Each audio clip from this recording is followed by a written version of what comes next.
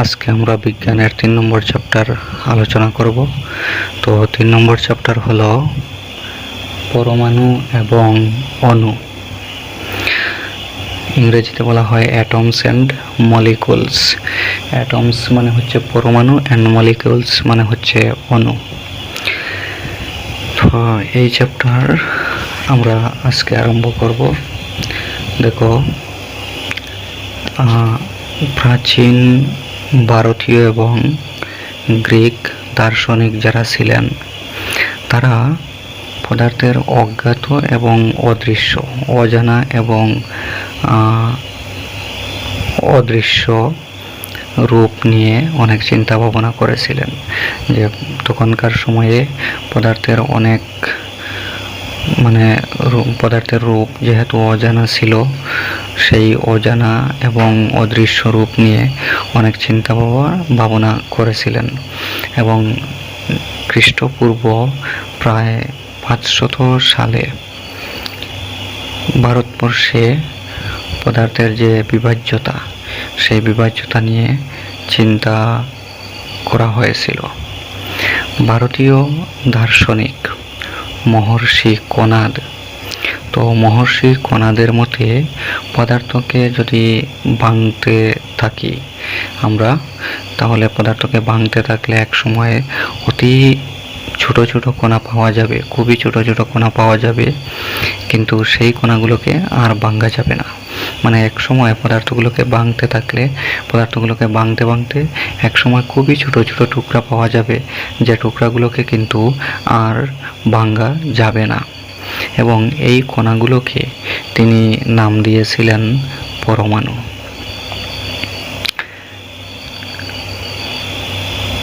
তারপর পাকুদা কাথিয়ায়ামা নামে আরও একজন ভারতীয় দার্শনিক।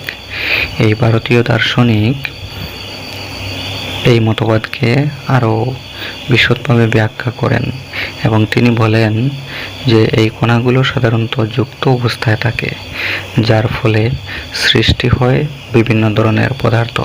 অর্থাৎ এই যে পদার্থগুলোকে ভাঙতে থাকলে যে ছোট ছোট কণা পাওয়া যায়, যেগুলোকে আর ভাঙা যায় না, এইগুলো যুক্তভাবে থাকে, একটি অপরটির সাথে যুক্তভাবে থাকে এবং এইগুলো যুক্ত হয়ে পদার্থের সৃষ্টি হয়, বিভিন্ন ধরনের পদার্থের সৃষ্টি হয়। এবং প্রায় একই সময়ে গ্রিক দার্শনিক ডেমোক্রিটাস এবং লিউসিপাস এরা প্রস্তাব করলেন যে পদার্থকে যদি ভাঙতে থাকি, তাহলে পদার্থকে ভাঙতে থাকলে এমন সময় এমন এক অবস্থা পাওয়া যাবে যে সেগুলোকে আর ভাঙা যাবে না। এবং ডেমোক্রিটাস এই অবিভাজ্য কণাগুলোকে নাম দিলেন অ্যাটম। তো অ্যাটম কথার অর্থ হলো যে অবিভাজ্য। এই সব কিছুর ভিত্তি এই যে দার্শনিকরা বা গ্রিক দার্শনিক বা ভারতীয় দার্শনিকরা এই যে পদার্থকে ভাঙতে থাকলে এক সময়ে ছোট ছোট কণা পাওয়া যাবে, যেগুলোকে আর ভাঙা যাবে না, এই যে ব্যাখ্যা দিচ্ছেন বা এগুলো যে বলছেন, এগুলো বলার মূল ভিত্তি ছিল কিন্তু দার্শনিক মতবাদ। সবগুলোরই ভিত্তি ছিল দার্শনিক মতবাদ। দার্শনিক মতবাদের উপর ভিত্তি করে তারা এই মন্তব্যগুলো করেছিলেন যে পদার্থকে আর যদি ভাঙা হয় তাহলে ভাঙতে ভাঙতে এমন এক অবস্থা আসবে যে অবস্থায় পদার্থগুলোকে আর ভাঙা যাবে না, এবং সেই অবস্থাটাকে অ্যাটম বা পরমাণু নাম দেওয়া হয়।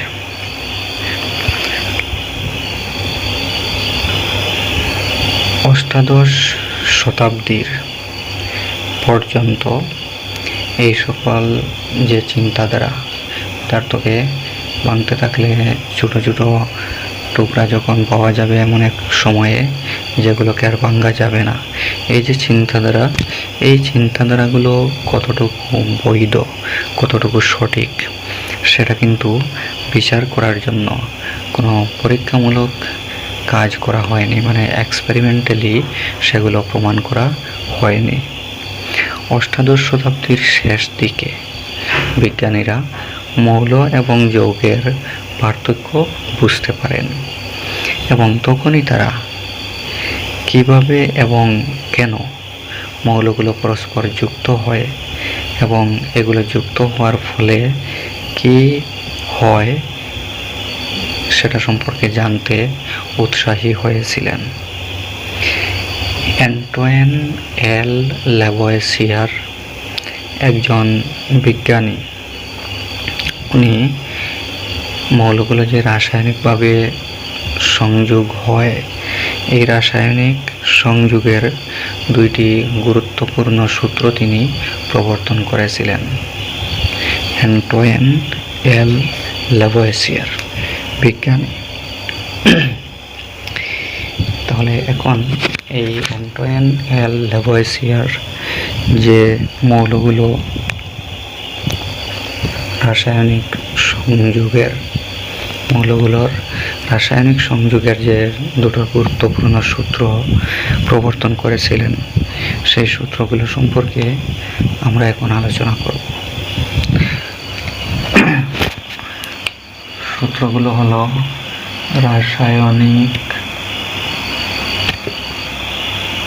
সংযোগের সূত্র।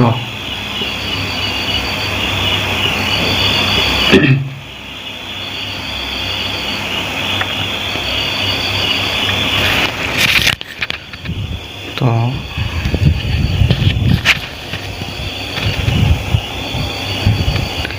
ল্যাভোয়িসিয়ার এবং জোসেফ এল প্রাউস্ট ল্যাভোয়িসিয়ার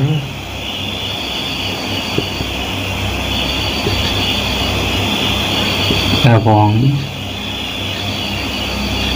জোসেফ এল প্রাউস্ট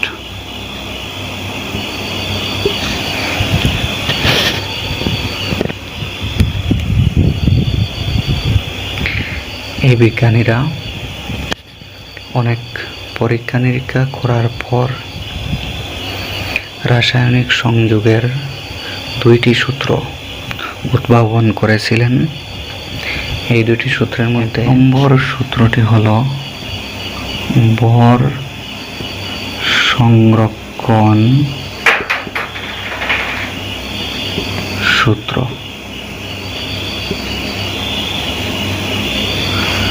ভর সংরক্ষণ সূত্র। যখন কোনো রাসায়নিক বিক্রিয়া সংঘটিত হয়, রাসায়নিক বিক্রিয়া সংঘটিত হওয়ার ফলে যে মৌলগুলোর মধ্যে বা যে পদার্থগুলোর মধ্যে রাসায়নিক বিক্রিয়া সংঘটিত হয়, সেই মৌলগুলোর বা সেই পদার্থগুলোর ভরের কি পরিবর্তন হয়, আদৌ ভর পরিবর্তন হয় কি না, ভর বৃদ্ধি হয় বা কমে কি না, না ভর আগে যেভাবে ছিল বিক্রিয়ার আগে ঠিক সেরকমই থাকে। তো আমরা যদি কিছু কার্যাবলী বর্ণনা করি, যেমন মনে করো আমরা যদি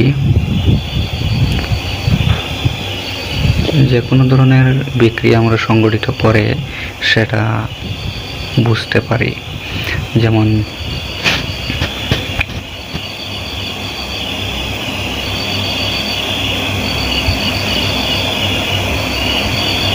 মনে করো Fe প্লাস CuSO4 আমরা জানি উৎপন্ন হয় FeSO4 প্লাস Cu।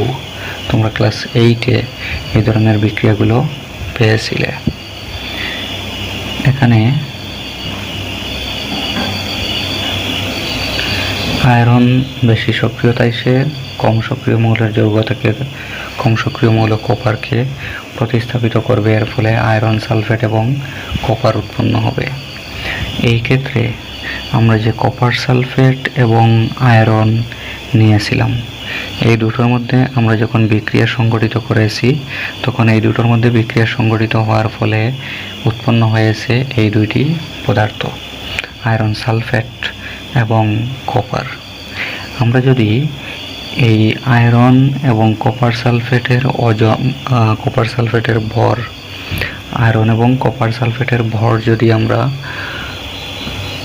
নির্ণয় করতে পারি বিক্রিয়ার আগে, তাহলে সেই ভর মনে করো যদি 1 গ্রাম হয়, তখন বিক্রিয়ার পর যে যৌগগুলো উৎপন্ন হয়েছে সেই যৌগগুলোর মোট ভর যদি আমরা নির্ণয় করি তাহলে দেখব ভর একই হচ্ছে।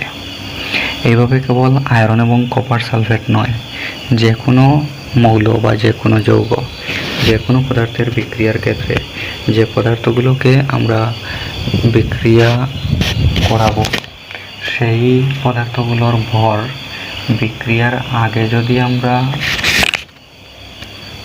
নির্ণয় করে রাখি এবং বিক্রিয়া সংঘটিত হওয়ার পর যে পদার্থগুলো উৎপন্ন হবে সেটা যদি আমরা নির্ণয় করতে পারি, তাহলে দেখা যাবে যে বিক্রিয়ার আগে যে পদার্থগুলোর মধ্যে বিক্রিয়া হয়েছিল সেগুলোর মোট ভর এবং বিক্রিয়া সংঘটিত হওয়ার ফলে বিক্রিয়ার পর যে পদার্থগুলো উৎপন্ন হয়েছে সেগুলোর ভর সমান হবে।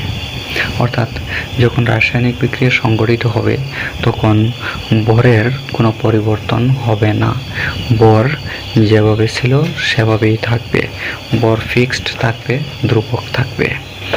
তাহলে যেহেতু এখানে ভর বিক্রিয়ার আগে যেরকম ছিল বিক্রিয়ার পরেও সেই রকম থাকবে, সেম থাকবে, তার ভর সৃষ্টিও হবে না, ভর ধ্বংসও হবে না, ভর বৃদ্ধিও হবে না, ভর কমবেও না।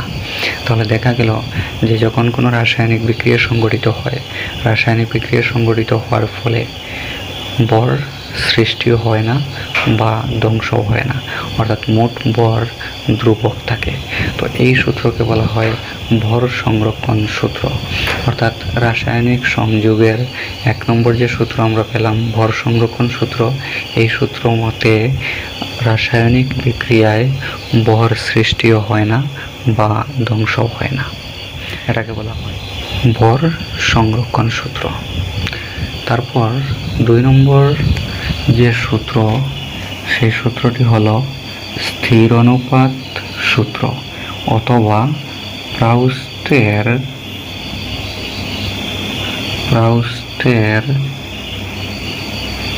স্থির অনুপাত সূত্র।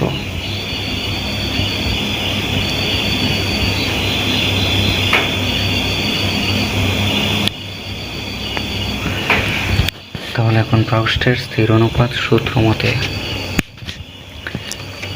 কি পাই বা প্রাউস্টের স্থির অনুপাত সূত্রটি আসলে কি? দেখো, ল্যাভোইসিয়ার এবং অন্যান্য বিজ্ঞানীরা লক্ষ্য করলেন যে প্রতিটি যৌগই 2টা বা তার চাইতে বেশি মৌল দ্বারা গঠিত হয়, কয়েকটি মৌল একত্রিত হয়ে যৌগ সৃষ্টি হয়। 2টি মৌল বা 2টার চাইতে বেশি মৌল একত্রিত হয়ে যৌগ গঠিত হয় এবং এই যৌগের উৎস যাই হোক না কেন, যৌগটি যেভাবেই প্রস্তুত করা হোক না কেন, কি হবে, যৌগের মধ্যে যে মৌলগুলো থাকবে এই মৌলগুলো সব সময় একই হয় এবং তাদের অনুপাতও একই হয়। যেমন উদাহরণস্বরূপ আমরা বলতে পারি, দেখো, আমরা জানি যে জলের সংকেত হলো H2O, হাইড্রোজেন এবং অক্সিজেন, 2 পরমাণু হাইড্রোজেন এবং 1 পরমাণু অক্সিজেন। হাইড্রোজেন এবং অক্সিজেন এই 2টি মৌল সংযোগ হওয়ার ফলে জলের অণু গঠিত হয়। তাহলে এখন এই জলের উৎস যাই হোক না কেন, যেভাবেই এই জলকে প্রস্তুত করা হোক না কেন, সবসময়ই এই জলের মধ্যে হাইড্রোজেন এবং অক্সিজেন থাকবে। হাইড্রোজেন এবং অক্সিজেন ছাড়া জলের মধ্যে অন্য কোনো মৌল থাকবে না। এবং এই হাইড্রোজেন আর অক্সিজেন যে অনুপাতে মিলিত হয়ে জল উৎপন্ন হবে, জলের উৎস যাই হোক বা জল যেভাবেই প্রস্তুত করা হোক না কেন, তাতে এই হাইড্রোজেন এবং অক্সিজেন থাকবে এবং হাইড্রোজেন আর অক্সিজেন একটি নির্দিষ্ট অনুপাতে থাকবে। এখানে উৎসের উপর ভিত্তি করে হাইড্রোজেন এবং অক্সিজেনের অনুপাতের কোনো পরিবর্তন জলের মধ্যে হবে না। তো এখন এই জলের মধ্যে হাইড্রোজেন এবং অক্সিজেনের অনুপাত কত হবে? দেখো, যখন আমরা এই জলের মধ্যে হাইড্রোজেন এবং অক্সিজেনের অনুপাত আমরা নির্ণয় করব, তখন দেখা যাবে যে হাইড্রোজেন এবং অক্সিজেনের ভরের অনুপাত হবে 1:8। হাইড্রোজেন এবং অক্সিজেনের ভরের অনুপাত সব সময় 1:8 থাকবে, অর্থাৎ 1 অনুপাত হাইড্রোজেন এবং 8 অনুপাত অক্সিজেন থাকবে। এবং এই অনুপাতটি হচ্ছে ভরের অনুপাত। ভরের অনুপাত তার মানে যদি আমরা 9 গ্রাম জল নেই, 9 গ্রাম জল যদি আমরা লই, তাহলে তাতে 1 গ্রাম থাকবে হাইড্রোজেন এবং 8 গ্রাম থাকবে অক্সিজেন। জলের উৎস যাই হোক না কেন, প্রতি 9 গ্রাম জলের মধ্যে 1 গ্রাম থাকবে হাইড্রোজেন এবং 8 গ্রাম থাকবে অক্সিজেন। তুমি যে কোনো উৎস থেকে জল লও, 9 গ্রাম জল নিলে 1 গ্রাম হাইড্রোজেন এবং 8 গ্রাম অক্সিজেন থাকবে। অর্থাৎ জলের মধ্যে, জলের উৎস যাই হোক, জলকে যেভাবেই প্রস্তুত করা হোক, সব সময় জলের মধ্যে হাইড্রোজেন এবং অক্সিজেনের ভরের অনুপাত ফিক্সড থাকবে, ধ্রুবক থাকবে, আর সেটা হলো 1:8। আমরা যদি 1 গ্রাম হাইড্রোজেন এবং 8 গ্রাম অক্সিজেনকে যদি মিলিত করি, তাহলে 9 গ্রাম জল উৎপন্ন হবে। অথবা 9 গ্রাম জলকে যদি আমরা বিয়োজন ঘটাই, তড়িৎ বিশ্লেষণের মাধ্যমে জলকে বিয়োজন করে হাইড্রোজেন এবং অক্সিজেন আলাদা করা যায়। তো যদি আমরা 9 গ্রাম জল নিয়ে তাকে তড়িৎ বিশ্লেষণ করে যদি আমরা বিয়োজিত করি, তাহলে দেখা যাবে যে সেটাতে হাইড্রোজেন এবং অক্সিজেন যেটা উৎপন্ন হয়েছে, হাইড্রোজেন থাকবে 1 গ্রাম এবং অক্সিজেন থাকবে 8 গ্রাম। একইভাবে আমরা যদি অ্যামোনিয়া নেই, অ্যামোনিয়ার উৎস বা অ্যামোনিয়ার প্রস্তুতকরণ যেভাবেই হোক না কেন, অ্যামোনিয়ার সংকেত হচ্ছে NH3, অর্থাৎ N মানে হচ্ছে নাইট্রোজেন আর H মানে হচ্ছে হাইড্রোজেন। তো অ্যামোনিয়াতে নাইট্রোজেন এবং হাইড্রোজেনের ভরের অনুপাত হলো 14:3। মানে অ্যামোনিয়ার উৎস যাই হোক না কেন, যেভাবেই অ্যামোনিয়া প্রস্তুত করা হোক না কেন, সবসময় অ্যামোনিয়াতে নাইট্রোজেন এবং হাইড্রোজেনের যে ভরের অনুপাত, সেই ভরের অনুপাত হবে 14:3। তো এই ধরনের যে পর্যবেক্ষণ, এই পর্যবেক্ষণগুলো থেকেই এই স্থির অনুপাত সূত্রের প্রবর্তন হয়েছিল। এবং প্রাউস্টের এই স্থির অনুপাত সূত্র মতে কোনো রাসায়নিক পদার্থে মৌলগুলো সর্বদাই ভরের নির্দিষ্ট অনুপাতে যোজিত হয়, মানে সবসময় তারা ভরের একটা নির্দিষ্ট অনুপাতে মিলিত হবে। এই সূত্রগুলো যথাযথভাবে ব্যাখ্যা দেওয়াটাই বিজ্ঞানীদের কাছে সমস্যা হিসাবে দেখা দিয়েছিল। ব্রিটিশ রসায়নবিদ জন ডেলটন, উনি পদার্থের প্রকৃতি সম্পর্কে মৌলের বা পদার্থের মৌলিক মতবাদ প্রবর্তন করেছিলেন। ডেলটন পদার্থের বিভাজ্যতার যে দার্শনিক ভাবধারা, সেই দার্শনিক ভাবধারা থেকে এই মতবাদের প্রবর্তন করেন। গ্রিক প্রদত্ত যে নাম অ্যাটম, সেই অ্যাটম নামটি জন ডেল্টন ব্যবহার করেন এবং তার মতে পদার্থের ক্ষুদ্রতম কণা হচ্ছে পরমাণু মানে অ্যাটম। তো ডেল্টনের যে মতবাদ, সেই মতবাদের ভিত্তি ছিল এই রাসায়নিক সংযোগের সূত্রসমূহ। রাসায়নিক সংযোগের যে সূত্র দুইটি আমরা পেয়েছি, ভর সংরক্ষণ সূত্র এবং প্রস্টের স্থির অনুপাত সূত্র, এগুলো ছিল জন ডেল্টনের মতবাদের মূল ভিত্তি। তো ডেল্টনের যে পরমাণুবাদ, সেই পরমাণুবাদ আমরা দেখলাম যে ভর সংরক্ষণ সূত্র এবং প্রস্টের স্থির অনুপাত সূত্র, এই দুইটির উপর ভিত্তি করে উনি মতবাদ করেছিলেন। তাহলে ডেল্টনের পরমাণুবাদ এর সাহায্যে ভর সংরক্ষণ সূত্র এবং প্রস্টের স্থির অনুপাত সূত্র ব্যাখ্যা করা সম্ভব। ডেল্টনের যে পরমাণুবাদ, সেই পরমাণুবাদ অনুসারে মৌল, যৌগ অথবা মিশ্রণ যে কোনো পদার্থই ক্ষুদ্র কণা দ্বারা গঠিত। পদার্থ মৌল হোক অথবা যৌগ হোক অথবা মিশ্রণ হোক, প্রত্যেকটি কিছু ছোট ছোট কণা দ্বারা গঠিত এবং এই কণাগুলোকে নাম দিয়েছিলেন তিনি পরমাণু। এখন এই ডেল্টনের যে পরমাণুবাদ তত্ত্ব, এই পরমাণুবাদ তত্ত্বের কিছু স্বীকার্য তোমাদের বইতে দেওয়া আছে। সেই স্বীকার্যগুলো সম্পর্কে আমরা আলোচনা করব। এই স্বীকার্যগুলোর মধ্যে প্রথম স্বীকার্যটি হলো যে সকল পদার্থই অতি ক্ষুদ্র কণা দ্বারা গঠিত এবং এই কণাগুলোকে বলা হয় পরমাণু। প্রত্যেক পদার্থই কিছু অতি ক্ষুদ্র কণা দ্বারা গঠিত, যেগুলোকে আর ভাঙা যায় না, এবং এই কণাগুলোকে বলা হয় পরমাণু। আর দ্বিতীয় যে স্বীকার্য ডেল্টনের পরমাণুবাদের, দ্বিতীয় স্বীকার্যটি হলো পরমাণুগুলো অবিভাজ্য।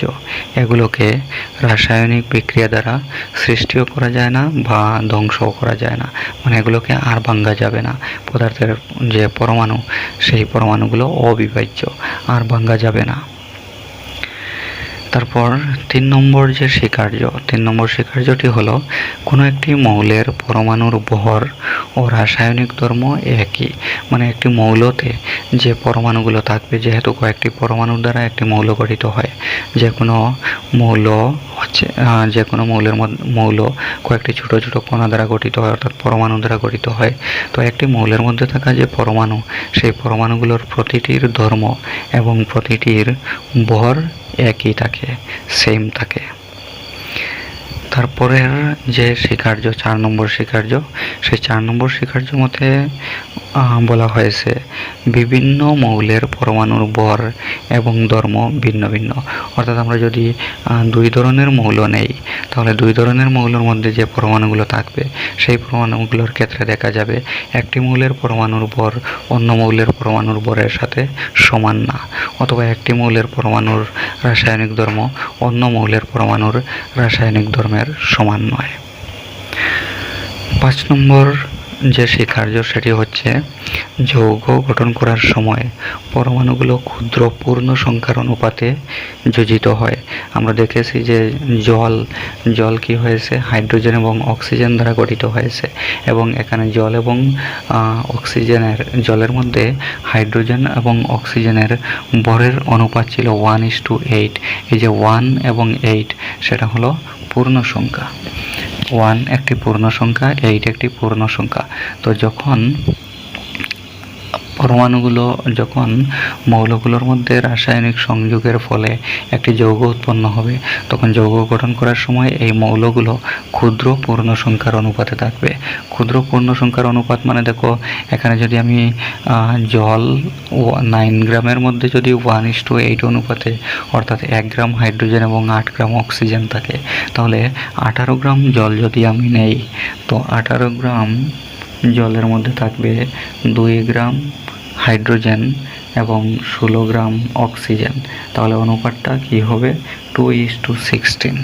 কিন্তু 2:16কে আবার দেখো কাটাকাটি করলে হয় 1:8। তার মানে এই যে অনুপাত, এই অনুপাতের মধ্যে সংখ্যাগুলো যদিও পূর্ণ সংখ্যা, সেগুলো কিন্তু ক্ষুদ্র পূর্ণ সংখ্যা নয়। তো সেগুলোকে কেটে আমরা যখন লঘিষ্ঠকারে পরিণত করব, তখন ক্ষুদ্র পূর্ণ সংখ্যার অনুপাত পেয়ে যাব। অর্থাৎ সবসময় সেগুলো ক্ষুদ্র পূর্ণ সংখ্যার অনুপাতে যোজিত হবে। যে কোনো যৌগ, যে কোনো মৌলের দ্বারা গঠিত যৌগ, সেগুলো ক্ষুদ্র পূর্ণ সংখ্যার অনুপাতে যোজিত হবে এবং যৌগ উৎপন্ন করবে।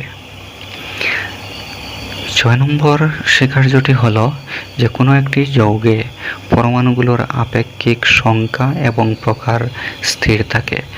দেখো এখানে জলের উদাহরণ যদি আমরা লই, জল হচ্ছে একটি যৌগ।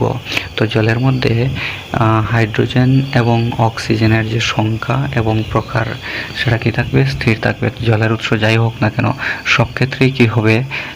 যে মৌলগুলোর যে প্রকার, সেগুলো হচ্ছে হাইড্রোজেন এবং অক্সিজেন, মানে অন্য কোনো মৌল থাকবে না সেটাতে। এবং তাদের সংখ্যাও সমান থাকবে, সংখ্যাও সবসময় একই থাকবে। মানে হাইড্রোজেন সবসময় 2টা পরমাণু থাকবে, অক্সিজেন 1টা পরমাণু থাকবে। জলের উৎস যাই হোক না কেন, যেভাবেই তাকে প্রস্তুত করা হোক না কেন, 2 পরমাণু জলের সাথে 1 পরমাণু অক্সিজেন মিলিত হবে, মিলিত হয়ে 1 অণু জল গঠন করবে। অর্থাৎ কোনো একটি যৌগে পরমাণুগুলোর আপেক্ষিক সংখ্যা এবং প্রকার সবসময় স্থির থাকবে, ধ্রুবক থাকবে।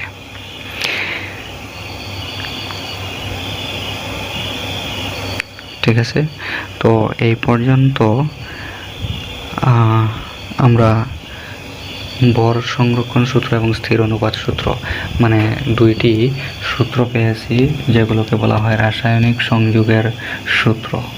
এবং আমরা দেখেছি যে ডেল্টনের পরমাণুবাদ তত্ত্ব দেখেছি, তারপর ডেল্টনের পরমাণুবাদ তত্ত্বের স্বীকার্যগুলো পেয়েছি। ঠিক আছে,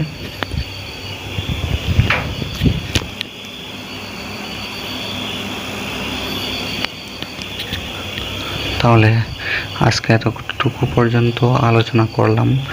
তারপর আমরা পরের দিক আলোচনা করব আগামী দিন। ঠিক আছে,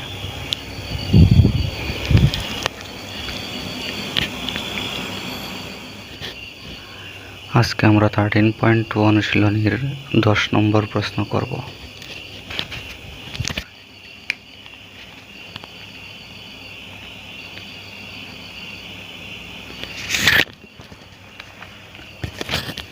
10 নম্বর প্রশ্নতে বলা হয়েছে 13.12 নম্বর চিত্রে তোমার একটি ল্যাম্পশেড মানে হচ্ছে দ্বীপাচ্ছাদক, ল্যাম্পশেড এর কাঠামো দেখতে পাচ্ছ। এটিকে একটি সৌন্দর্যবর্ধক কাপড় দ্বারা আচ্ছাদিত করতে হবে। কাঠামোটির ভূমিতলের ব্যাস 20 সেন্টিমিটার এবং উচ্চতা 30 সেন্টিমিটার। উপর ও নিচের দিকে ভাঁজ করে দেওয়ার জন্য 2.5 সেন্টিমিটার করে অতিরিক্ত অংশ রাখতে হবে। এই আচ্ছাদন কার্যে কী পরিমাণ কাপড়ের প্রয়োজন হবে নির্ণয় করো। এখানে 13.12 নম্বর চিত্রে একটি ল্যাম্পশেড বা দ্বীপাচ্ছাদকের চিত্র দেওয়া আছে।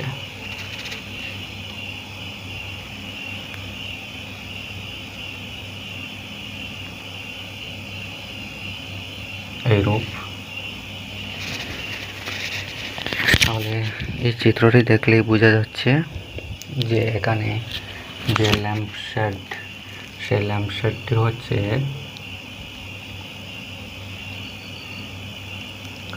বেলনাকৃতির। ঠিক আছে, এবং তার ভূমিতলের ব্যাস দেওয়া আছে 20 সেন্টিমিটার এবং উচ্চতা দেওয়া আছে 30 সেন্টিমিটার। এখন এই দ্বীপাচ্ছাদকটিকে সৌন্দর্যবর্ধক কাপড় দ্বারা আচ্ছাদিত করতে হবে, ঢাকতে হবে। এবং যখন কাপড় দিয়ে যখন আচ্ছাদিত করা হবে তখন উপর এবং নিচের দিকে ভাঁজ করে রাখার জন্য উপর দিকে 2.5 সেন্টিমিটার এবং নিচের দিকে 2.5 সেন্টিমিটার কিনারা বা মার্জিন রাখা হবে কাপড়ের। তাহলে এই আচ্ছাদন কার্যে কী পরিমাণ কাপড়ের প্রয়োজন হবে, মানে ডিপ আচ্ছাদকটিকে কাপড় দ্বারা আচ্ছাদন করতে হলে কী পরিমাণ কাপড় লাগবে। তো দেখো এখানে তার ভূমিতলের ব্যাস দেওয়া আছে, আমরা ব্যাসার্ধ নির্ণয় করতে পারবো, এবং তার উচ্চতা দেওয়া আছে 30 সেন্টিমিটার। তো এই ল্যাম্পশেডটি হচ্ছে বেলনাকৃতির। এখন এই ল্যাম্পশেডটিকে যখন কাপড় দ্বারা আচ্ছাদন করা হবে তখন এই আচ্ছাদিত কাপড়ের টুকরাটিও বেলনাকৃতিতে থাকবে এবং উপর আর নিচের দিকে ভাঁজ করে রাখার মতো যেহেতু অতিরিক্ত রাখতে হবে কাপড় যেহেতু অতিরিক্ত রাখতে হবে, তাহলে কাপড়ের যে বেলন এখানে গঠিত হবে, কাপড়টাকে যে বেলনাকৃতিতে আচ্ছাদিত করা হবে, এই কাপড় যখন বেলনাকৃতিতে থাকবে তখন তার উচ্চতা এই দ্বীপ আচ্ছাদকের উচ্চতা থেকে বেশি হবে। মানে দ্বীপ আচ্ছাদকের উচ্চতা ছিল 30 সেন্টিমিটার, আর কাপড় দিয়ে যখন আচ্ছাদন করা হয়েছে তখন কাপড় উপর দিকে 2.5 সেন্টিমিটার এবং নিচের দিকে 2.5 সেন্টিমিটার যেহেতু বেশি রাখা হয়েছে, তাহলে কাপড়ের যে বেলন তৈরি হবে তার সম্পূর্ণ উচ্চতা হবে এতটুকু। মানে এই দ্বীপ আচ্ছাদকের উচ্চতা থেকে বেশি। কত বেশি? উপর দিকে 2.5, নিচের দিকে 2.5। তাহলে বেলনের মানে দ্বীপ আচ্ছাদকের উচ্চতা ছিল 30 সেন্টিমিটার। যে কাপড় দিয়ে আচ্ছাদিত করা হবে সেই কাপড়ের উচ্চতা উপর দিকে বাড়বে 2.5 সেন্টিমিটার, নিচের দিকে বাড়বে আরও 2.5 সেন্টিমিটার। তখন এই কাপড় যখন বেলনাকৃতিতে শেপ দেওয়া হবে, আচ্ছাদিত করা হবে, তখন কাপড়ের বেলনের সম্পূর্ণ উচ্চতা হবে 2.5 প্লাস করলে হবে 5, আর 5কে 30 এর সাথে প্লাস করলে হবে 35 সেন্টিমিটার। যেহেতু আমরা কাপড়ের পরিমাণ নির্ণয় করব, সুতরাং এখানে কাপড়টি বেলনাকৃতিতে আছে, তো বেলনের পৃষ্ঠখালি যদি আমরা নির্ণয় করি তাহলে কী পরিমাণ কাপড় লাগবে সেটা নির্ণয় হবে। এখন কাপড় যখন এই দ্বীপ আচ্ছাদকটিকে কাপড় দিয়ে যখন আচ্ছাদিত করা হবে তখন কাপড়টিও বেলনাকৃতিতে থাকবে, তখন বেলনের পৃষ্ঠখালির সূত্রের সাহায্যে আমরা কাপড়ের পৃষ্ঠখালি নির্ণয় করতে পারবো, কাপড়ের পরিমাণ নির্ণয় করতে পারবো। তো এই কাপড় যেটা বেলনাকৃতিতে আছে তার ভূমিতলের ব্যাস হবে এই দ্বীপ আচ্ছাদকের ব্যাসের সমান, কিন্তু উচ্চতা হবে এই দ্বীপ আচ্ছাদকের উচ্চতা থেকে আরও 5 সেন্টিমিটার বেশি, মানে 35 সেন্টিমিটার। এখন এই দ্বীপ আচ্ছাদকটিকে যখন কাপড় দিয়ে আচ্ছাদন করা হবে তখন উপরের দিকে ভাঁজ করে রাখার জন্য যেহেতু বাড়িয়ে রাখা হয়েছে, তো এটাকে ভাঁজ করে রাখা হবে, এবং এটা যখন ভাঁজ না করে যখন রাখা হবে তখন সম্পূর্ণটি একটি বেলনাকৃতিতে থাকবে, যেটা ফাঁপা বেলনাকৃতিতে থাকবে। তাহলে ফাঁপা বেলন যদি হয় তাহলে এই ফাঁপা বেলন মানে কেবলমাত্র বক্রপৃষ্ঠতে কাপড় লাগানো আছে, তাহলে বক্রপৃষ্ঠের কালি নির্ণয় করলে কাপড়ের পরিমাণ আমরা পেয়ে যাব। ঠিক আছে।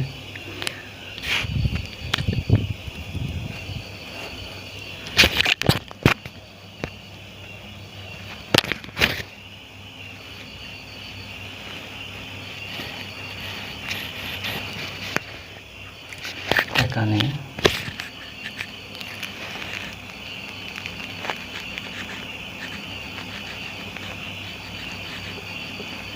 ব্যাস দেওয়া আছে, মানে ডি দেওয়া আছে 20 সেন্টিমিটার।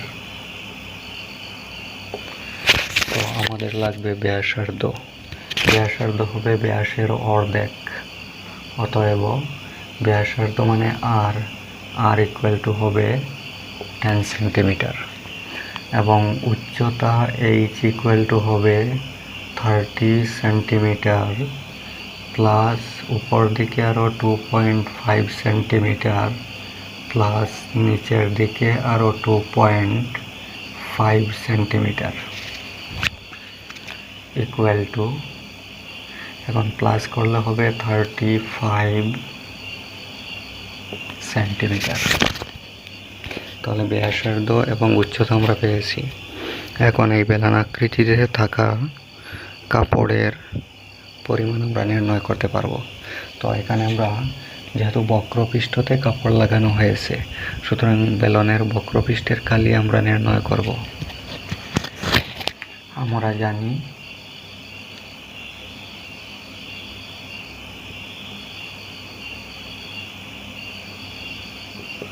বেলনের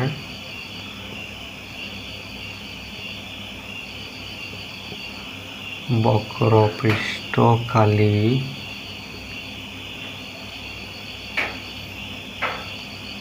ইকুয়াল টু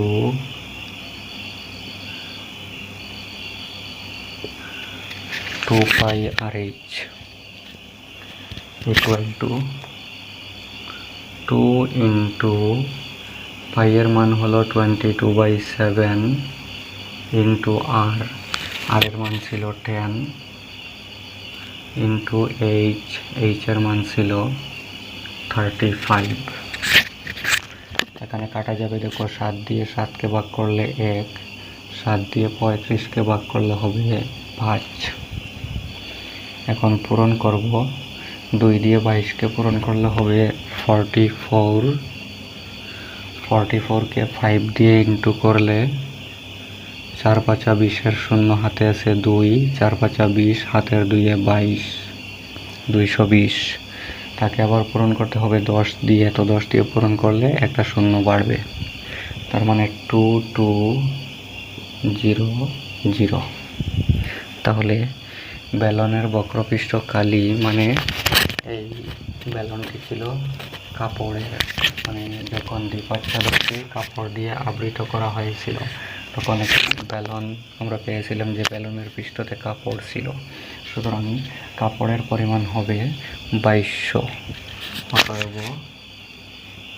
নির্ণেয় কাপড়ের পরিমাণ ইকুয়াল টু 2200। একক হবে সেন্টিমিটার স্কোয়ার, কারণ ব্যাসার্ধ এবং উচ্চতা সেন্টিমিটারে ছিল, সেন্টিমিটার স্কোয়ার আনসার।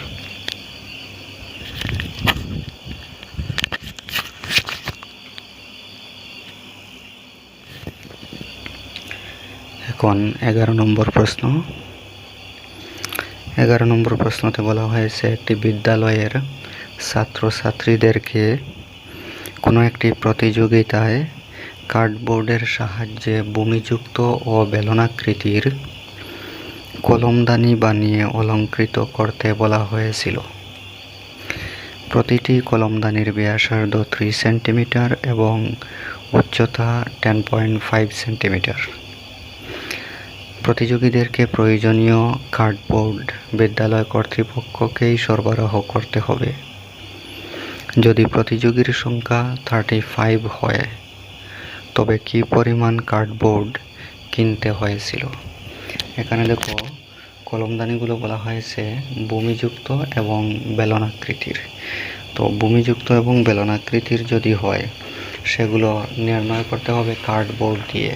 সুতরাং এই ভূমিযুক্ত বেলনাকৃতির কার্ডবোর্ডের ভূমিযুক্ত বেলনাকৃতির কলমদানির পৃষ্ঠকালি যদি আমরা নির্ণয় করি তাহলে কার্ডবোর্ডের পরিমাণ আমরা পেয়ে যাব। এখন এখানে প্রতিযোগীর সংখ্যা হলো 35, তাহলে 35 জন যদি প্রতিযোগী থাকে তাহলে প্রত্যেকে একটি করে কলমদানি বানালে 35 জনে 35টি কলমদানি বানাবে। তার মানে 35টি কলমদানি যেহেতু তারা বানাবে, বিদ্যালয় কর্তৃপক্ষ কার্ডবোর্ড যেহেতু সরবরাহ করবে, সুতরাং 35 জনকে 35টি কলমদানি বানানোর জন্য যে পরিমাণ কার্ডবোর্ডের প্রয়োজন সেই পরিমাণ কার্ডবোর্ড তারা প্রদান করবে। অর্থাৎ এখানে 35টি কলমদানি বানানো হবে। তো 35টি কলমদানি বানানোর জন্য কী পরিমাণ কার্ডবোর্ড লাগবে সেটা আমরা নির্ণয় করব। তো আমরা যদি 35টি কলমদানির পৃষ্ঠকালি নির্ণয় করি, তাহলে 35টি কলমদানি বানাতে যে পরিমাণ কার্ডবোর্ড লাগবে তার পৃষ্ঠকালি নির্ণয় হয়ে যাবে। এখন 35টি কলমদানি বানানোর জন্য যে কার্ডবোর্ড লাগবে সেই কার্ডবোর্ডগুলো সাহায্যে যে কলমদানি বানানো হবে, কলমদানিগুলো হবে ভূমিযুক্ত বেলনাকৃতির, মানে বেলনাকৃতির থাকবে এবং তাদের ভূমি সংযোগ করা থাকবে। তো এখানে দেখো, ভূমিযুক্ত বলতে এখানে বেলনের সাধারণত 2টি বৃত্তাকার ভূমি থাকে, কিন্তু যেহেতু কলমদানি বানানো হবে সুতরাং আমাদেরকে বুঝতে হবে এখানে কলমদানি মানে যেগুলোতে কলম রাখা হয়। তাহলে কলম রাখার জন্য উপরের ভূমিটি খোলা থাকবে, উপরের দিকটি খোলা থাকবে, অর্থাৎ নিচের ভূমিটি বন্ধ থাকবে, মানে নিচের বৃত্তাকার ভূমিতে কার্ডবোর্ড লাগানো হবে।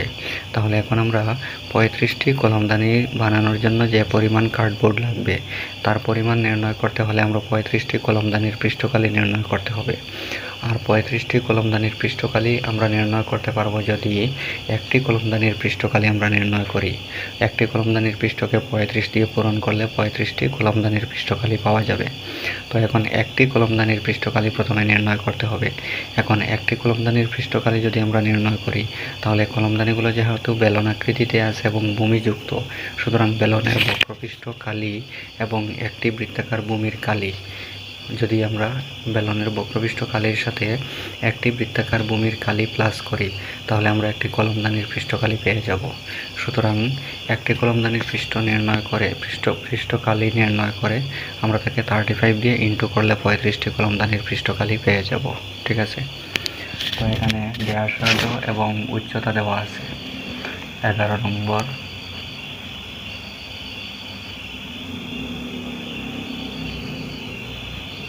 এখানে ব্যাসার্ধ আর ইকুয়াল টু দেওয়া আছে 3 সেন্টিমিটার এবং উচ্চতা এইচ ইকুয়াল টু দেওয়া আছে 10.5 সেন্টিমিটার। ঠিক আছে। তাহলে অতএব একটি কলমদানির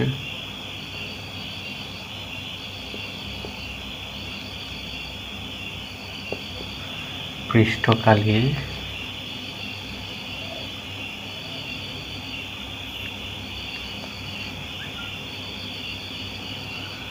ইকুয়াল টু হবে বেলনের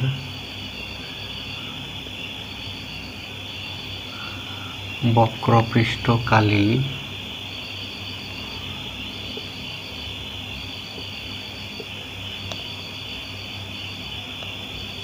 প্লাস একটি বৃত্তাকৃতি ভূমির কালি।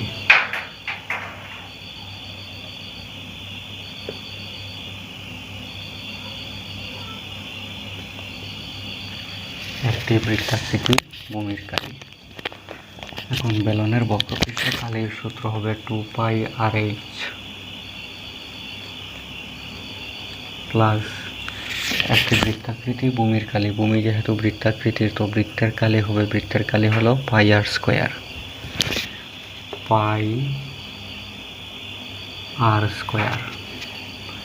ইকুয়াল টু পাই এর মান প্রশ্নতে দেওয়া নেই, তাহলে আমরা 22/7 ধরব। 2 ইন্টু পাই এর মান হলো 22/7 ইন্টু আর এর মান হলো 3 ইন্টু এইচ এর মান হলো 10.5 প্লাস πr²। তো পাই এর মান হলো 22/7 ইন্টু আর স্কোয়ার, আর এর মান হলো 3 স্কোয়ার ইকুয়াল টু, এখানে দেখো কাটা যাবে, 7 দিয়ে 7কে ভাগ করলে 1, 7 দিয়ে 105কে ভাগ করলে হবে 15, দশমিক আছে 1 ঘর বামে, 1 ঘর বামে দশমিক দিলে হবে 1.5। তো এখন আমরা পূরণ করব। 2 দিয়ে 22কে ইন্টু করলে হবে 44, 44কে আবার 3 দিয়ে ইন্টু করতে হবে। তো 44কে 3 দিয়ে ইন্টু করলে 3 4 12, এর 2 হাতে আছে 1, 3 4 12, হাতে রেখে 13, 132। এখন 132কে আবার পূরণ করতে হবে 1.5 দিয়ে, 1.5 দিয়ে পূরণ করলে 5 দুগুণা 10 0, হাতে আছে 1, 3 5 15, হাতে রেখে 16, 6 হাতে আছে 1, 5 একে 5, হাতে রেখে 6। এখন 1 দিয়ে 2 একে 2, 3 একে 3, 1 একে 1, 0, 6 আর 2 8, 6 আর 3 9, 1 এর 1, দশমিক আছে 1 ঘর বামে, তাহলে 1 ঘর বামে দশমিক দিলে হবে 198 প্লাস এখানে 22/7 ইন্টু 3 এর স্কোয়ার করলে হবে 9। ঠিক আছে, তো ইকুয়াল টু 198 প্লাস এখানে 7 আছে নিচে, উপরে 22কে 9 দিয়ে পূরণ করতে হবে। 22কে 9 দিয়ে পূরণ করলে দেখো 9 দুগুণা 18, এর 8 হাতে আছে 1, 9 দুগুণা 18, হাতে রেখে 19 ইকুয়াল টু, এখন আমরা লসাগু নিয়ে যোগ করব, যেহেতু ভগ্নাংশের যোগ আছে, লসাগু হবে 7।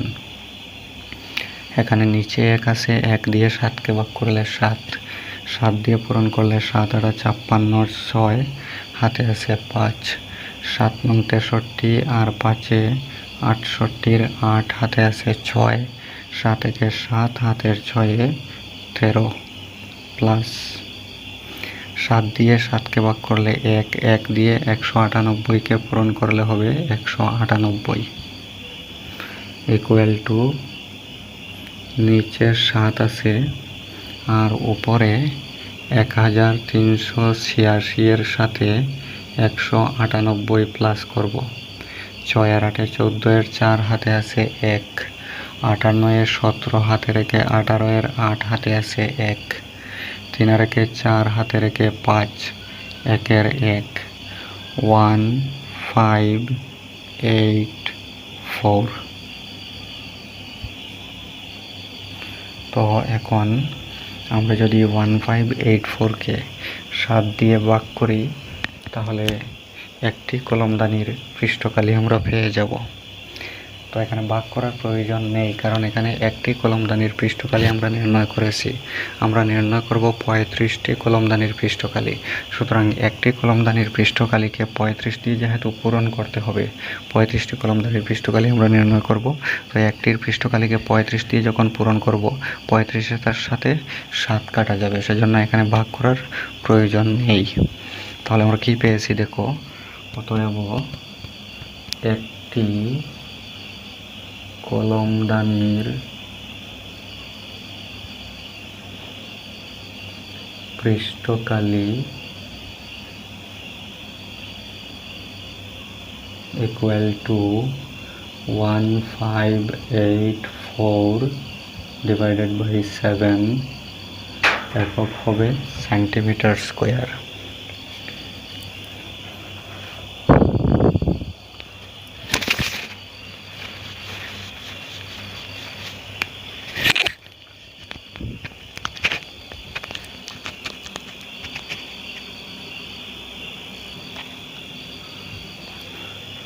অতএব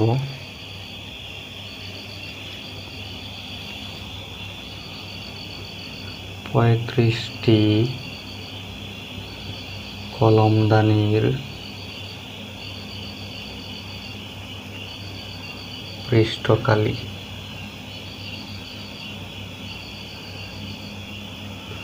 ইকুয়াল টু, একটির পৃষ্ঠকালি ছিল 1584 ডিভাইডেড বাই 7, 35টির বেশি হবে ইন্টু 35।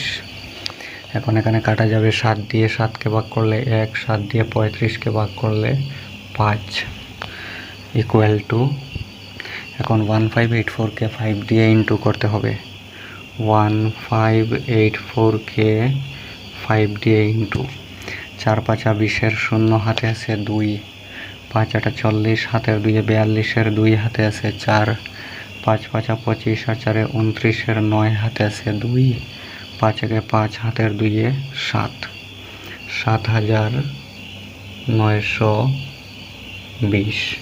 তো এখানে আমরা 35টি কলমদানির পৃষ্ঠকালি নির্ণয় করেছি।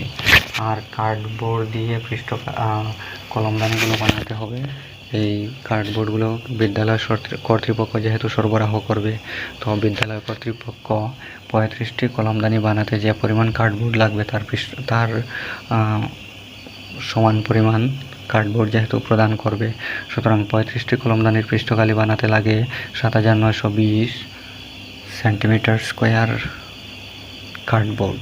তাহলে 7920 সেন্টিমিটার স্কোয়ার কার্ডবোর্ড বিদ্যালয় কর্তৃপক্ষকে সরবরাহ করতে হবে, কিনতে হবে। তাহলে আমরা নিচে লিখব, অতএব প্রশ্ন দেওয়া ছিল যে কি পরিমাণ কার্ডবোর্ড কিনতে হয়েছিল। তো আমরা লিখব, অতএব 7920 সেন্টিমিটার স্কোয়ার কার্ডবোর্ড কিনতে হয়েছিল।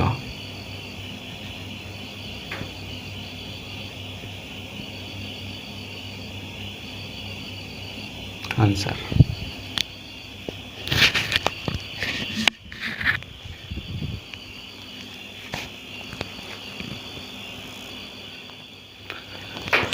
তাহলে এই পর্যন্ত 13.2 অনুশীলনী শেষ। তারপর আমরা 13.3 অনুশীলনী করব।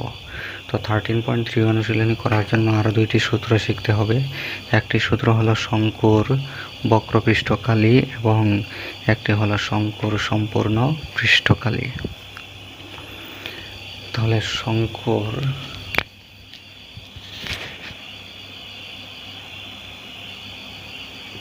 বক্রপৃষ্ঠকালি এবং শঙ্কুর সম্পূর্ণ পৃষ্ঠকালি। তো শঙ্কু, দেখো শঙ্কুর আকৃতি কিরকম,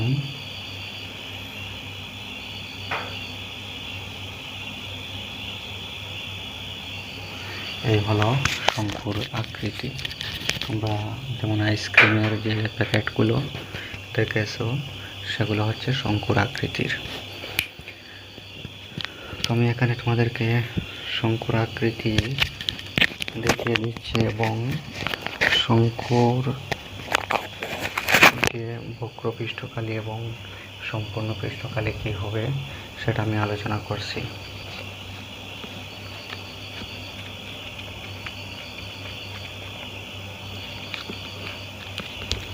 দেখো, এই হলো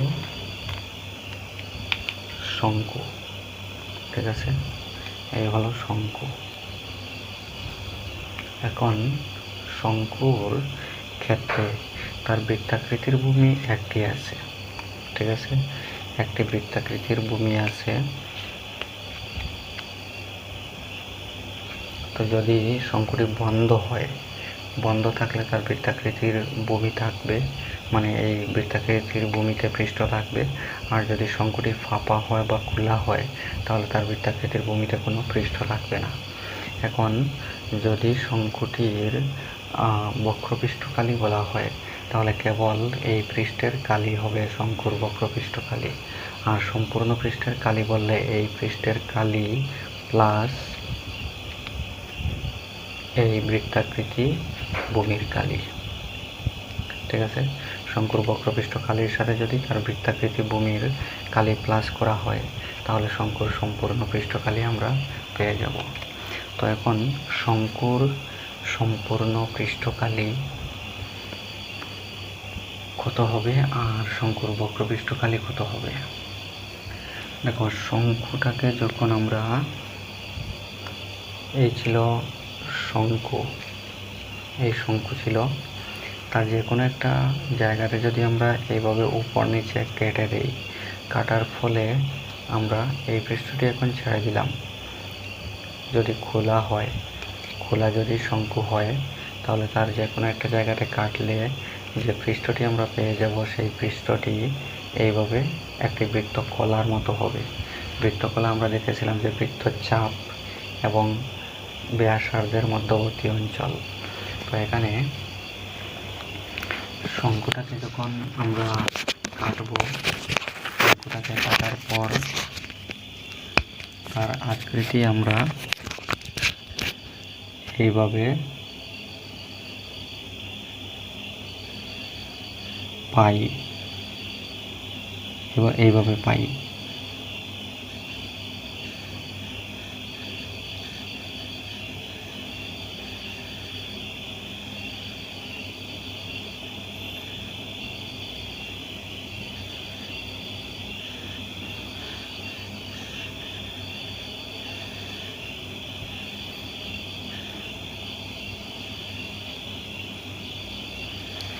ঠিক আছে, এখন এই যে যদি আমরা সেটা কাগজ দিয়ে তৈরি করি, তাহলে এই অংশটি একটি কাগজের টুকরা হবে। এখন আমরা যদি এই কাগজটাকে যদি এই দিকে খুব ছোট ছোট করে যদি আমরা কাটি,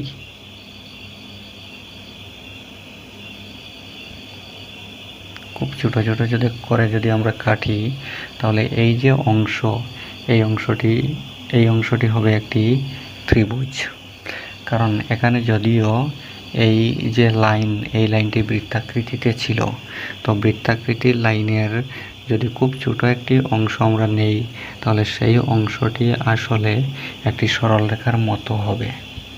তখন এই অংশটি যদি সরলরেখার মতো হয়, তাহলে এই যে অংশ আমরা কেটেছি, এই অংশটা হবে একটি ত্রিভুজের আকৃতির। অনুরূপভাবে এই কাগজটাকে যদি আমরা এইভাবে সমান সমান টুকরায় যদি কাটি, তাহলে অনেকগুলো ত্রিভুজ এখানে পেয়ে যাব। এবং এখানে আমরা যতগুলো ত্রিভুজ, এই শঙ্কু আকৃতির যে কাগজ, সেটাকে কাটার ফলে আমরা যতটা ত্রিভুজ পেয়ে যাব, ততটা ত্রিভুজের পৃষ্ঠকালি যদি আমরা যোগ করি, তাহলে এই শঙ্কুর পৃষ্ঠকালি পেয়ে যাব। পৃষ্ঠকালি বলতে এখানে বক্রপৃষ্ঠকালি পেয়ে যাব, কারণ শঙ্কুর বক্রপৃষ্ঠকে আমরা এই আকৃতিতে পাই। এখন এখানে যদি আমরা খুব ছোট ছোট করে যদি কয়েকটি টুকরাতে কাটি, তাহলে সেটা প্রত্যেকটি এক একটি ত্রিভুজ আকৃতির হবে। দেখো, এই মনে করো আমি একটি টুকরা যদি কাটি, তাহলে এই টুকরাটি একটি ত্রিভুজ আকৃতির হচ্ছে। আবার যদি আমি এখান থেকে আরও একটি টুকরা কাটি, এটিও ত্রিভুজ আকৃতিতে। এইভাবে যদি আমি কয়েকটি ছোট ছোট টুকরাতে এই কাগজটাকে কাটি, তাহলে প্রত্যেকটি এক একটি ত্রিভুজ আকৃতির টুকরা পাওয়া যাবে। আর এই ত্রিভুজের কালি যদি আমরা নির্ণয় করি, তাহলে এই ত্রিভুজের এই অংশের পৃষ্ঠকালি পেয়ে যাব। অনুরূপভাবে যেহেতু আমি সমান সমান টুকরাতে বিভক্ত করেছিলাম, তো প্রতিটি টুকরার কালি হবে এক একটি ত্রিভুজের কালি, মানে এক একটি ত্রিভুজ আকৃতি কাগজের পৃষ্ঠের কালি। তখন এই যতগুলো টুকরাতে আমি কেটেছিলাম, ততগুলো টুকরার কালি যদি যোগ করি, তাহলে এই শঙ্কুর বক্রপৃষ্ঠ কালি আমরা পেয়ে যাব। এখন ত্রিভুজের কালি কি হবে? ত্রিভুজের কালি হবে হাফ ইন্টু ভূমি ইন্টু উন্নতি। তখন এখানে অনেকগুলো ত্রিভুজ যেহেতু পাওয়া যাবে, মনে করো আমরা কতটি যেহেতু জানি না, আমরা ধরলাম মনে করো সংখ্যা n। এই শঙ্কুটাকে যখন কাটা হলো, তখন তার বক্রপৃষ্ঠ থেকে মনে করো আমরা nটি ত্রিভুজে বিভক্ত করলাম সম্পূর্ণ বক্রপৃষ্ঠটাকে। তখন nটি ত্রিভুজের কালির সমষ্টি হবে এই শঙ্কুর বক্রপৃষ্ঠের কালি। তো এখন এই ত্রিভুজের কালি যখন আমরা নির্ণয় করব, ত্রিভুজের কালির সূত্র আমরা জানি, ত্রিভুজের কালি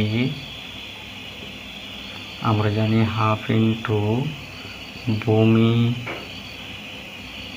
ইন্টু উন্নতি, হাফ ইন্টু ভূমি ইন্টু উন্নতি। এখন হাফ ইন্টু ভূমি ইন্টু উন্নতি যদি করি, তাহলে এখন ভূমি কত হবে আর উন্নতি কত হবে সেটা আমরা দেখব, সেটা আমাদেরকে জানতে হবে। তো প্রথমে আমরা ত্রিভুজ আকৃতি কাগজগুলোর ভূমি এবং উন্নতি দেখব কত হয়।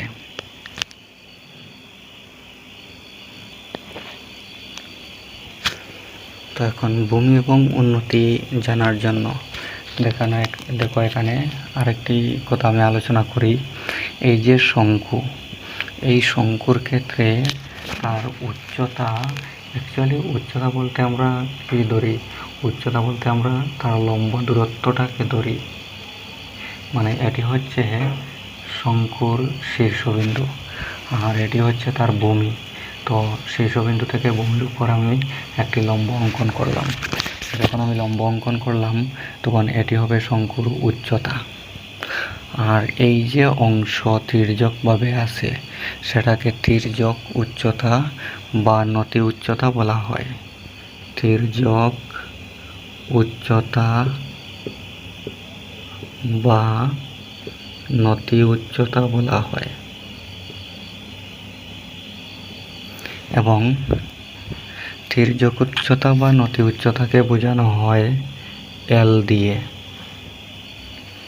আর তার যে উলম্ব উচ্চতা যেটা আছে, লম্ব উচ্চতাটাকে সাধারণত উচ্চতা বলা হয়, আর লম্ব উচ্চতাকে বোঝানো হয় এইচ দিয়ে।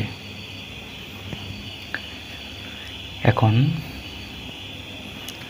এখানে শঙ্কুটাকে কাটার পর বা শঙ্কু আকৃতির পৃষ্ঠটাকে যখন আমরা ত্রিভুজ আকৃতিতে কেটেছি, তখন যে ত্রিভুজগুলো পাওয়া যাবে সেই ত্রিভুজগুলোর উন্নতি হবে তার নতি উচ্চতার সমান, অর্থাৎ এল এর সমান। তাহলে এখানে যেহেতু নতি উচ্চতা আমরা এল ধরেছি, তাহলে এই ত্রিভুজগুলোর ক্ষেত্রে উন্নতি হবে এল, এবং ভূমি দেখো আমরা যদি সমান সমান টুকরাতে যদি কাটি তাহলে প্রত্যেকটির ভূমি সমান হবে। আর যদি সমান সমান টুকরাতে না কাটি তাহলে কোনোটার ভূমি বেশি হবে, কোনোটার ভূমি কম হবে। তো মনে করো আমরা সমান করে কাটি আর না সমান না করে কাটি, যেভাবেই কাটি হবে। তো এখানে মনে করো আমরা প্রথম যে টুকরা পেয়েছি তার ভূমি মনে করো B1 ধরলাম, দ্বিতীয় টুকরা যেটি হবে সেটির B2 যদি আমরা ধরি, এইভাবে আমরা ধরতে পারি। তাহলে এখানে প্রথম যে ত্রিভুজ আকৃতির টুকরা আমরা কাটবো তার ভূমি যদি B হয় আর উন্নতি যদি তার নতি উচ্চতার সমান হয়, তাহলে তার কালি হবে half into B into L, অথবা ভূমিকে আমরা B1ও ধরতে পারি। এখন দ্বিতীয় ত্রিভুজ আকৃতির যে টুকরা কাটা হবে তারও কালি হবে হাফ ইন্টু ভূমি ইন্টু উন্নতি। তখন তার ক্ষেত্রে যদি আমরা ভূমি B2 ধরি, তাহলে দ্বিতীয় ত্রিভুজের ক্ষেত্রে তার কালি হবে half into B2 into L, উন্নতি L, আর ভূমি ধরেছি আমরা B2। অনুরূপভাবে তৃতীয় ত্রিভুজের ক্ষেত্রে হবে half into B3 into L, যদি আমরা ভূমি B3 ধরি। এইভাবে প্রত্যেক টুকরা কাগজের কালি আমরা নির্ণয় করতে পারবো, যেহেতু কাগজগুলো ত্রিভুজ আকৃতির। আর এই এখানে টোটাল ত্রিভুজ পাওয়া যাবে n সংখ্যক, যেহেতু আমরা ধরেছি যে nটি ত্রিভুজে আমরা বিভক্ত করেছি, nটি ত্রিভুজে আমরা কেটেছি, তাহলে মোট ত্রিভুজ এখানে আসবে nটি, অর্থাৎ nটি ত্রিভুজের কালি আমরা পেয়ে যাব।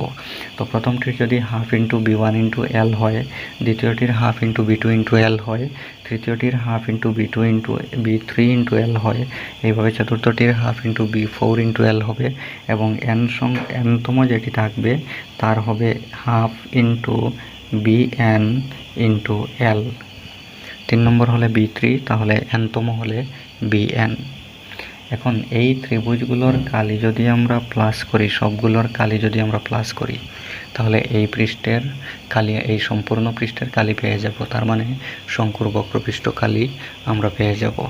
তো এখন আমরা এই কালি, আমরা সবটি ত্রিভুজের কালি প্লাস করব।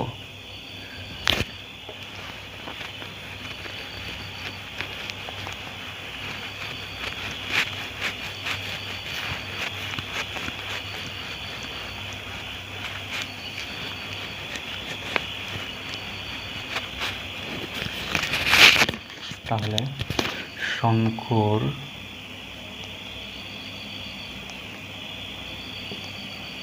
বক্রপৃষ্ঠ কালি ইকুয়াল টু হবে ত্রিভুজগুলোর কালির সমষ্টি।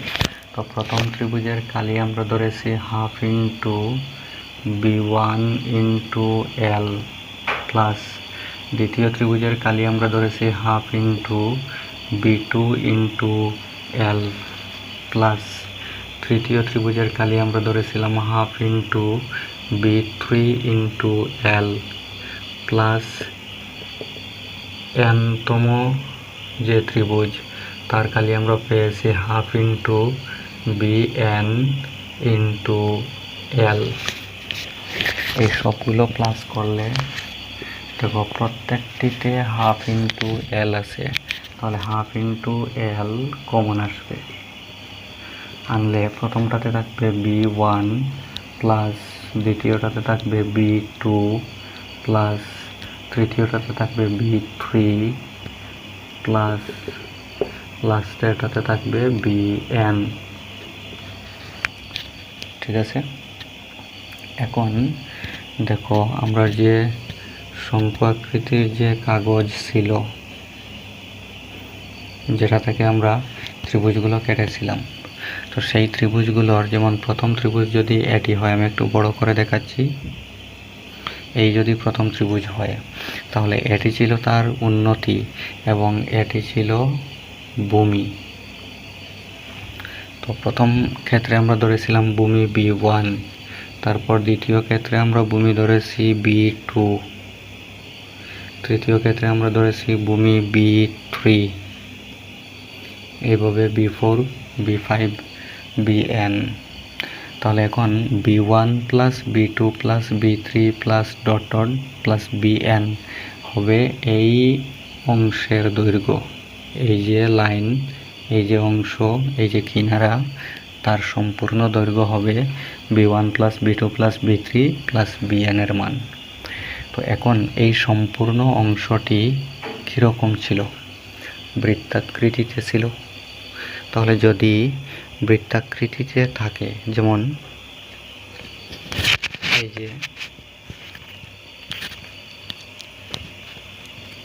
এই যে অংশটুকু, এটাকে যখন বৃত্তাকৃতিতে মোড়া হবে, তখন বৃত্তাকৃতিতে মোড়ার ফলে আমরা শঙ্কু পেয়ে যাব। তার মানে এই অংশটুকু বৃত্তাকৃতিতে আছে, তাহলে এই অংশের সম্পূর্ণ দৈর্ঘ্য মানে হলো বৃত্তের পরিধি, আর বৃত্তের পরিধির সূত্র আমরা জানি 2πr। তাহলে এই সম্পূর্ণ অংশের দৈর্ঘ্য হবে 2πr, অর্থাৎ এখানে এই যে অংশ, এই যে কিনারা, এই কিনারার সম্পূর্ণ দৈর্ঘ্য হবে 2πr এবং এই সম্পূর্ণ কিনারার দৈর্ঘ্য মানে b1 plus b2 plus b3 plus bn। তাহলে b1 plus b2 plus b3 plus bn equal to আমরা লিখতে পারি 2πr। তো ইকুয়াল টু হলো half into l into 2πr। এখন এখানে দেখো 2 কাটা যাবে, তাহলে থাকবে l ইন্টু πr। তো l ইন্টু πr করলে হবে পাই আর l। তাহলে শঙ্কুর বক্রপৃষ্ঠ কালি ইকুয়াল টু হবে পাই আর l। পাই মানে তো 22/7 বা 3.14, আর আর মানে হবে ব্যাসার্ধ, শঙ্কুর ব্যাসার্ধ, শঙ্কুর যে ভূমি, সেই ভূমির ব্যাসার্ধ। শঙ্কুর ভূমিটা যেহেতু বৃত্তাকৃতিতে থাকে, তার বৃত্তাকৃতি ভূমির ব্যাসার্ধ মানে হবে আর, এবং এল হবে তার নতি উচ্চতা।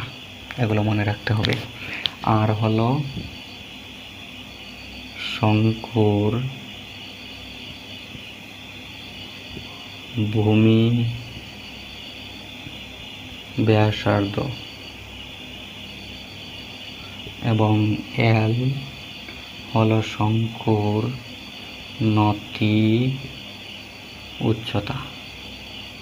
তাহলে যদি কোনো শঙ্কুর ভূমি এল এবং কোনো শঙ্কুর ভূমি ব্যাসার্ধ যদি আর হয় এবং নতি উচ্চতা যদি এল হয়, তবে সেই শঙ্কুর ক্ষেত্রে তার বক্রপৃষ্ঠ কালি হবে পাই আর এল। তাহলে শঙ্কুর বক্রপৃষ্ঠের কালির সূত্র আমরা পেলাম পাই আর এল। তারপর আমরা শঙ্কুর সম্পূর্ণ পৃষ্ঠকালি দেখব, সম্পূর্ণ পৃষ্ঠকালি।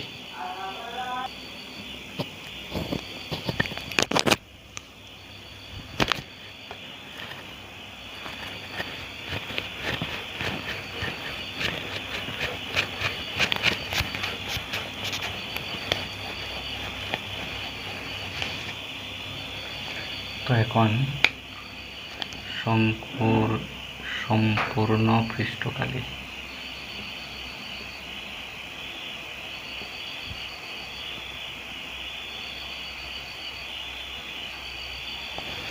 সম্পূর্ণ পৃষ্ঠকালি হবে তার বক্রপৃষ্ঠকালি প্লাস বৃত্তাকৃতি ভূমির কালি।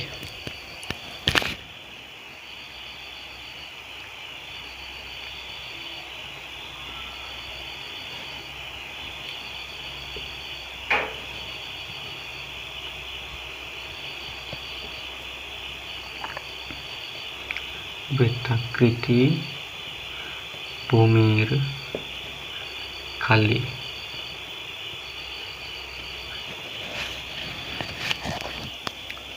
শঙ্কুর বক্রপৃষ্ঠকালি আমরা এইমাত্র নির্ণয় করেছি পাই আর এল প্লাস বৃত্তাকৃতি ভূমির কালি। যেহেতু ভূমি বৃত্তাকৃতির, সুতরাং তার কালি হবে পাই আর স্কোয়ার। এখন দেখো দুইটা থেকে পাই আর কমন আসবে। পাই আর কমন আসলে এখানে থাকবে এল প্লাস এখানে থাকবে আর। তো শঙ্কুর সম্পূর্ণ পৃষ্ঠকালি হবে পাই আর ইন্টু এল প্লাস আর, বা আমরা লিখতে পারি পাই আর ইন্টু আর প্লাস এল, একই কথা। পাই আর ইন্টু এল প্লাস আর বা পাই আর ইন্টু আর প্লাস এল।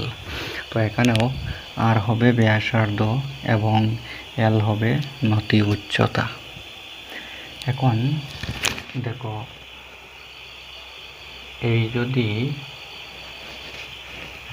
একটি শঙ্কু হয় এবং শঙ্কুর এই যদি ভূমির ব্যাস হয় এবং শীর্ষবিন্দু থেকে তার ভূমির উপর যদি আমরা লম্ব অঙ্কন করি, তাহলে এটি হবে ব্যাসার্ধ, এই অংশ হবে ব্যাসার্ধ।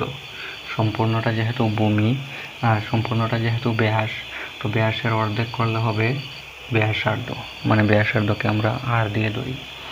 আর এই উচ্চতাকে আমরা বলেছিলাম নতি উচ্চতা মানে এল, এবং এটি হলো লম্ব উচ্চতা মানে এইচ।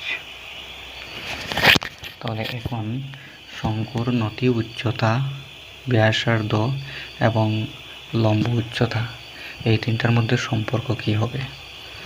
সম্পর্ক দেখো, এখানে যেহেতু এটি লম্ব উচ্চতা লম্বভাবে আছে, তাহলে এই কোণ হবে 90 ডিগ্রি। এই কোণ যদি 90 ডিগ্রি হয়, তাহলে এই যে ত্রিভুজ আমরা পেয়েছি, এই ত্রিভুজটি হবে একটি সমকোণী ত্রিভুজ, এবং সমকোণী ত্রিভুজের 90 ডিগ্রি কোণ বা সমকোণ হলো এই কোণ।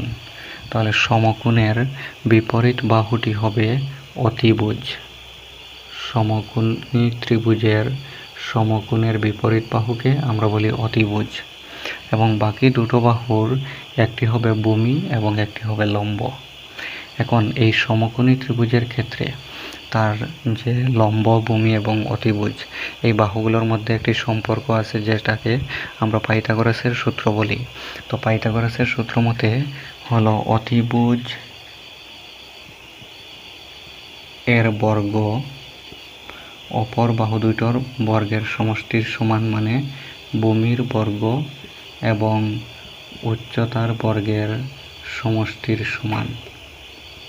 তাহলে অতিভুজের স্কোয়ার ইকুয়াল টু হলো ভূমির স্কোয়ার প্লাস উচ্চতা স্কোয়ার। এবং এখানে অতিভুজ এই শঙ্কুর ক্ষেত্রে আমরা যখন তার নতি উচ্চতা এল, ব্যাসার্ধ আর এবং উচ্চতা এইচ ধরেছি, এবং এখান থেকে এই টুকরাটাকে যখন কাটা হবে তখন এটি একটি সমকোণী ত্রিভুজ হবে। তো এই সমকোণী ত্রিভুজের ক্ষেত্রে অতিভুজ হলো এল, তাহলে অতিভুজের স্কোয়ার মানে হবে এল স্কোয়ার ইকুয়াল টু ভূমি স্কোয়ার, ভূমি হলো এখানে ধরেছি আমরা আর, তো আর স্কোয়ার প্লাস উচ্চতা ধরেছি আমরা এইচ স্কোয়ার। তাহলে এল স্কোয়ার ইকুয়াল টু হবে R square plus H square. তো যদি L square equal to R square plus H square হয়, তাহলে এল ইকুয়াল টু কত হবে দেখো, এখানে স্কোয়ার উঠানোর জন্য আমরা বর্গমূল নিলাম। তো বাম দিকে যদি বর্গমূল নিই, ডান দিকেও বর্গমূল নিতে হবে। তো ডান দিকে বর্গমূল নিলে হবে root over R square plus H square. এখানে কিন্তু স্কোয়ারের সাথে বর্গমূল কাটা যাবে না, কারণ এখানে একটি সংখ্যার সাথে আর একটি সংখ্যা প্লাস হিসাবে আছে। তাহলে এল ইকুয়াল টু আমরা পেলাম root over R square plus H square, যেখানে আর হলো ব্যাসার্ধ, এইচ হলো উচ্চতা এবং এল হলো নতি উচ্চতা। আর হলো ব্যাসার্ধ, এল হলো নতি উচ্চতা এবং এইচ হলো উচ্চতা। তাহলে এই তিনটির মধ্যে সম্পর্ক হলো L equal to root over R square plus H square. কোনো সময় অঙ্কগুলোর ক্ষেত্রে ব্যাসার্ধ এবং উচ্চতা দেওয়া থাকবে। তো বক্রপৃষ্ঠকালি বা সম্পূর্ণ পৃষ্ঠকালি নির্ণয় করতে হলে আমাদেরকে এল লাগবে। তো এল প্রথমে নির্ণয় করতে হবে এই সূত্রের সাহায্যে, L equal to root over R square plus H square, এই সূত্রের সাহায্যে। আর এবং এইচ যখন দেওয়া থাকবে তখন আমরা এল এর মান নির্ণয় করব। অথবা কোনো সময় যে এল এর মান দেওয়া থাকতে পারে, ব্যাসার্ধ দেওয়া থাকতে পারে, উচ্চতা নির্ণয় করার জন্য বলা হতে পারে। অথবা এল এবং এইচ এর মান দেওয়া থাকতে পারে, ব্যাসার্ধ নির্ণয় করার জন্য বলা হতে পারে। তাহলে যেহেতু এখানে আমরা সম্পর্ক পেয়েছি L square equal to R square plus H square, এখন যদি এল এবং আর এর মান দেওয়া থাকে, এইচ এর মান যদি নির্ণয় করতে হয়, তাহলে দেখো এখানে এইচ স্কোয়ার ইকুয়াল টু হবে এল স্কোয়ার মাইনাস আর স্কোয়ার, মানে আর স্কোয়ার এল স্কোয়ারের সাথে গেলে মাইনাস হয়ে যাবে। তখন এইচ ইকুয়াল টু হবে রুট ওভার এল স্কোয়ার মাইনাস আর স্কোয়ার। অথবা যদি এল এবং এইচ দেওয়া থাকে, তখন আর এর মান নির্ণয় করার জন্য কি করতে হবে দেখো, সম্পর্ক আমরা জানি L square equal to R square plus H square. তো এখন আর স্কোয়ারের মান নির্ণয় করলে আর স্কোয়ার ইকুয়াল টু হবে এল স্কোয়ার মাইনাস এইচ স্কোয়ার। তখন আর ইকুয়াল টু হবে রুট ওভার এল স্কোয়ার মাইনাস এইচ স্কোয়ার। তো এই সবগুলো সূত্র মুখস্থ করার প্রয়োজন নেই, কেবলমাত্র এই সূত্রটি জানলেই এই সূত্র থেকেই বাকিগুলো এসেছে। ঠিক আছে, তাহলে আমরা শঙ্কুর বক্রপৃষ্ঠ কালির সূত্র পেলাম পাই আর এল। শঙ্কুর বক্রপৃষ্ঠ কালির সূত্র হলো পাই আর এল, আর হলো ব্যাসার্ধ, এল হলো নতি উচ্চতা। এবং শঙ্কুর সম্পূর্ণ পৃষ্ঠকালির সূত্র আমরা পেয়েছি পাই আর ইন্টু আর প্লাস এল। এবং ব্যাসার্ধ, উচ্চতা এবং নতি উচ্চতা এগুলোর মধ্যে সম্পর্ক হলো L square equal to R square plus H square, অথবা L equal to root over R square plus H square, যেখানে আর হলো ব্যাসার্ধ, এল হলো নতি উচ্চতা এবং এইচ হলো উচ্চতা। আশা করি বুঝতে পেরেছো।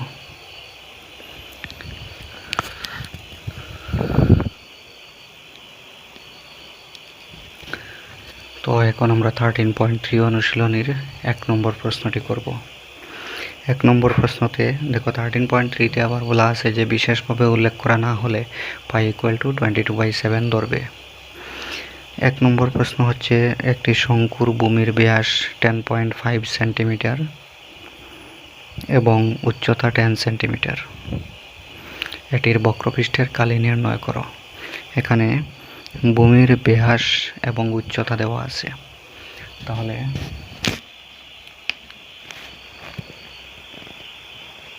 এক নম্বর প্রশ্ন।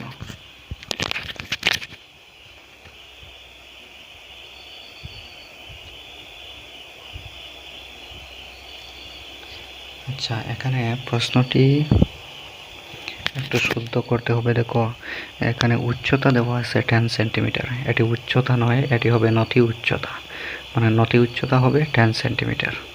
তাহলে দেওয়া আছে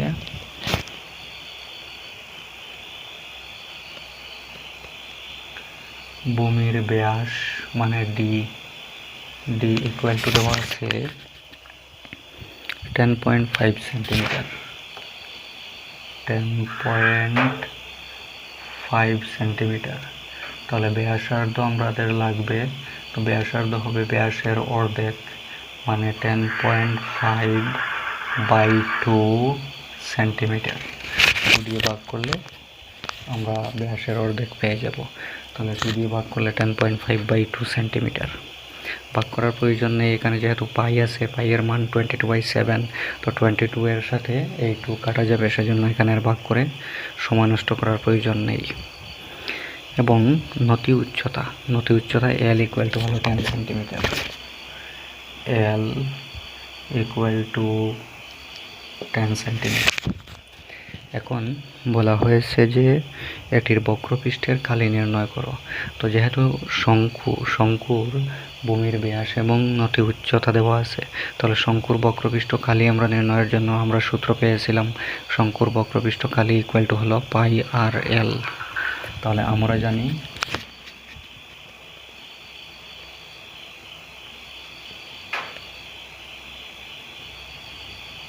শঙ্কুর বক্রপৃষ্ঠ কালি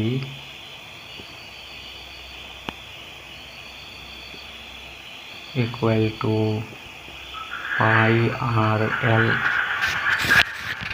তো পাইয়ের মান যেহেতু প্রশ্ন থেকে কিছু দেওয়া নেই, তাহলে আমরা 22/7 ধরব।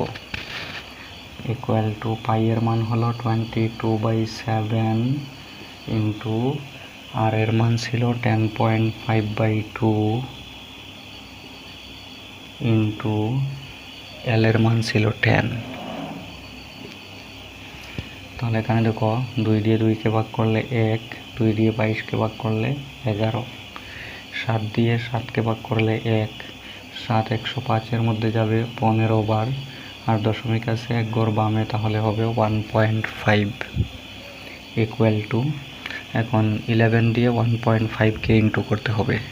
তো 1.5কে যখন আমরা 11 দিয়ে ইন্টু করব, 5 একে 5, 1 একে 1, আবার 5 একে 5, 1 একে 1, যোগ করলে 5, 5 আর 1 6, 1 এর 1, 165। এখানে দশমিক আছে এক ঘর বামে, তো এক ঘর বামে দশমিক দিলে হবে 16.5। এখন 16.5কে আবার 10 দিয়ে ইন্টু করব। তো 10 দিয়ে যখন ইন্টু করব, তখন দশমিক এক ঘর ডান দিকে যাবে, হবে 165। তাহলে শঙ্কুর বক্রপৃষ্ঠ কালি হলো 165। ব্যাসার্ধ এবং নতি উচ্চতা যেহেতু সেন্টিমিটারে ছিল, তাহলে বক্রপৃষ্ঠ কালি হবে সেন্টিমিটার স্কোয়ার। অতএব নির্ণেয় বক্রপৃষ্ঠ কালি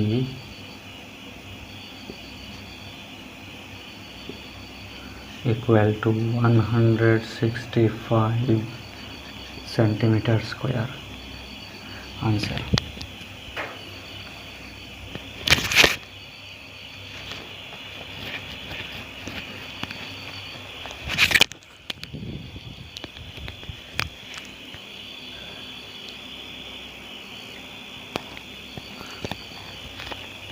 তাহলে আজকে এতটুকু পর্যন্ত থাকলো, আর পরেরগুলো আমরা আগামী দিন আলোচনা করব।